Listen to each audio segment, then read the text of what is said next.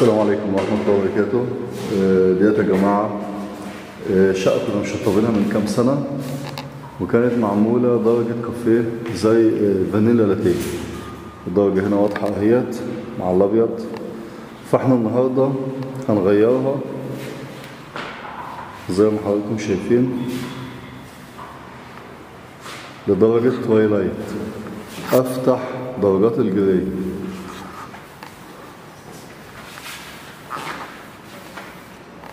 زي هنا كده، دي الدرجة القديمة ماشي، وديت الدرجة الجديدة اللي هي تويلايت، أفتح درجات الجراي. طيب التجديد طبعا في ناس كتير بتسعى على مراحل التجديد. الشغل عشان احنا اللي عاملينه عارفين احنا دهنين ايه، فاحنا بنيجي ونشتغل عليه الفينش بتاعنا على طول.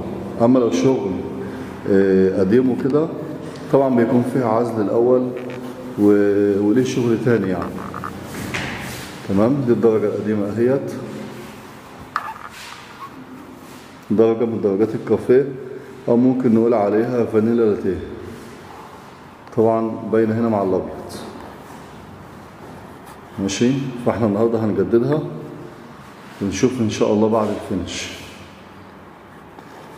ده مطبخ شوازيه برضو احنا اللي كنا عاملينه.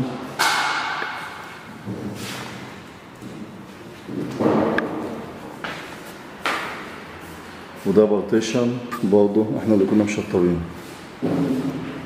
الحمد لله عدى فترة من الزمن، ولكن هو لسه حافظ وجوده وحافظ مكانه.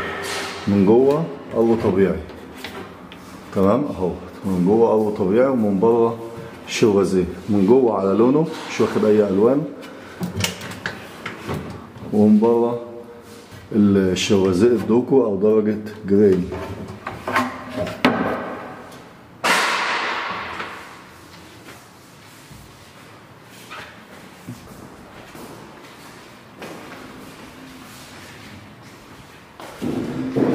نيجي بعد كده الغرف. الغرف ديت قلب طبيعي، كانت متشطبه لمعة 10%. تمام،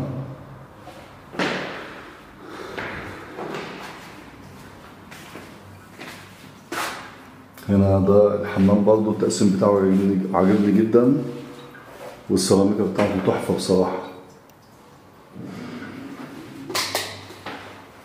دي طبعا كابينة شاور، حاجة محترمة جدا. ديت غرفة تانية. طبعا اللي بيسكت وبيطلع ممكن تلاقي شخبطة على الحيطة زي كده، في مكان في شراط احنا سددناها، في لحواسة في اي حاجة، فبيحتاج الزبون ان هو يدي مثلا وش نظافة. فالشغل عشان احنا اللي مؤسسينه بنيجي ندي وش نظافة، لكن لو مش احنا اللي مؤسسينه ومش عارفين ايه الشغل اللي معمول قبل كده طبعا يبقى ليه مراحل تانية. لكن احنا مشطبين هنا وعارفين التشطيب الاولاني كان جوتن، فجبنا مزهل لايف او مزهل حياة برضو يمشي مع الشغل اللي احنا عاملينه. ده دريسنج برضو احنا اللي كنا عاملينه بفضل الله، كله قلب طبيعي، حاجة محترمة جدا الحمد لله. بتقسم من تحت دراج، بتقسم من فوق ضلف علشان خاطر التخزين. حاجة برضه شيك وجميلة وشكلها جميل جدا. ده طبعا باب بيقفل على الدريسنج. وده حمام غرفة النوم.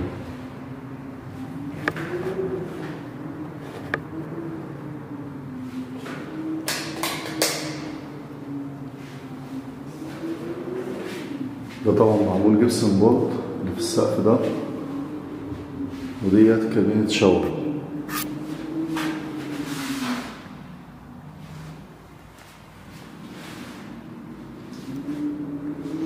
ان شاء الله نخلص ونرجع لكم ان شاء الله باللون الجديد وبالمنظر الجديد ان شاء الله بعد الفينش. نيجي هنا كده نجيب المنظر من بره. منظر بره طبعا تحفة. ده كومباوند في الهيلز من أفخم الكومباوندات في الشيخ زايد. مناظر جميلة جدا.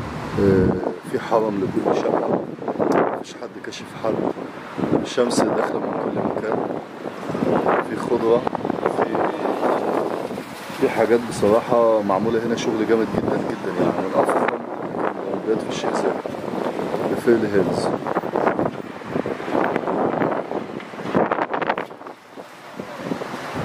الخضرة طبعا في كل مكان زي ما احنا شايفين.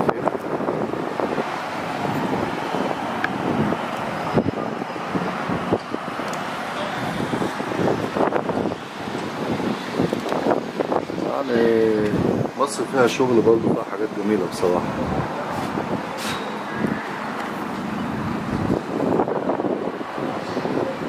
شوارع واسعة، في باكر عربيات. المكان ده معمول علشان خاطر يتحط وراه تكييفات. تمام، التكييف جوه هو معمول له هنا صرف ولاعة.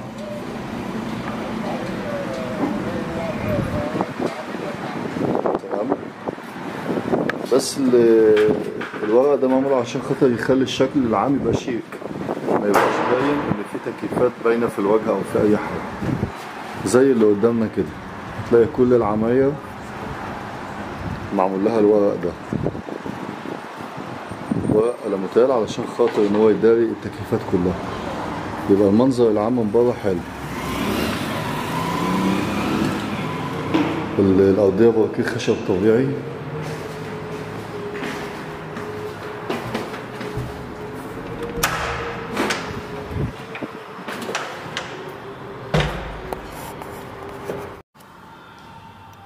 ده طبعا لون مختلف عن اللي احنا عاملينه. ده تقريبا العميل كان جاب حد عمله او حد الله اعلم بيه. هنلاقي حتى اللون بتاعه مختلف عن الجدران كلها.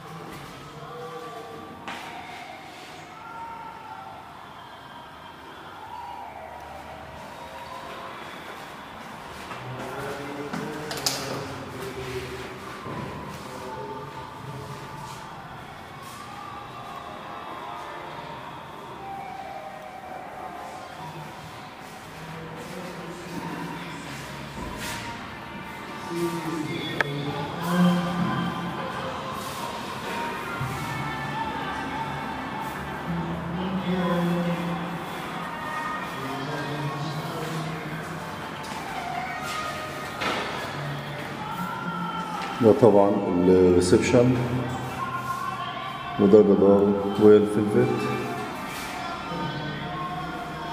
وهنا احنا كده شغالين في اللون الجديد توايلايت. هنقلب الفانيلا لاتيه ونخليها توايلايت. الخامة اللي احنا شغالين بيها مذهل لوكس، اعلى خامة في جوتها اللي هي ديت. تمام، ده مذهل لايف او مذهل لوكس او مذهل راقي. تمام، ده مذهل لوكس. مذهل لوكس اللمعة بتاعته تكاد تكون معدومة، يعني ممكن نقول 3%.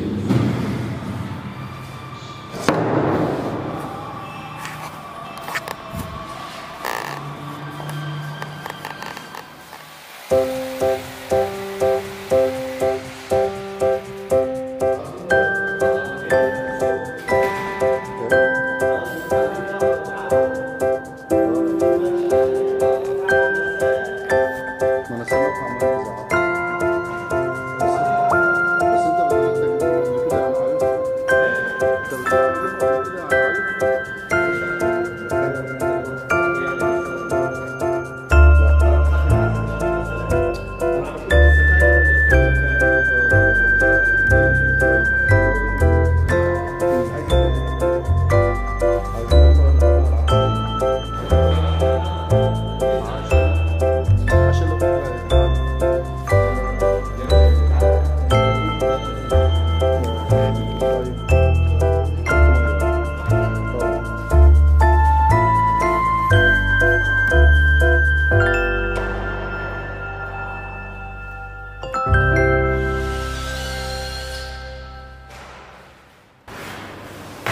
طب هذا اللي يقطع لا بعد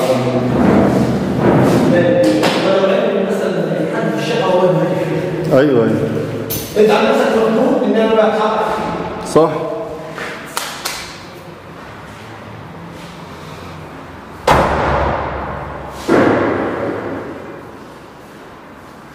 كده بعد الفينش.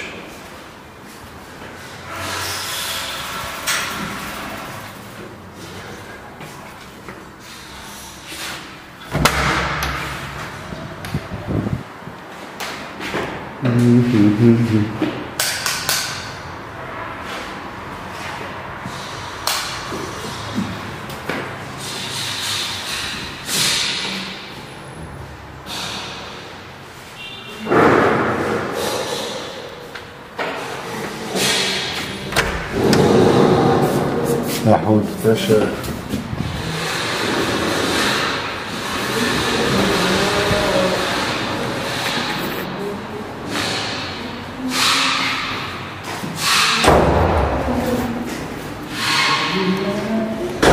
ما تخلص يا ولا هذا من اه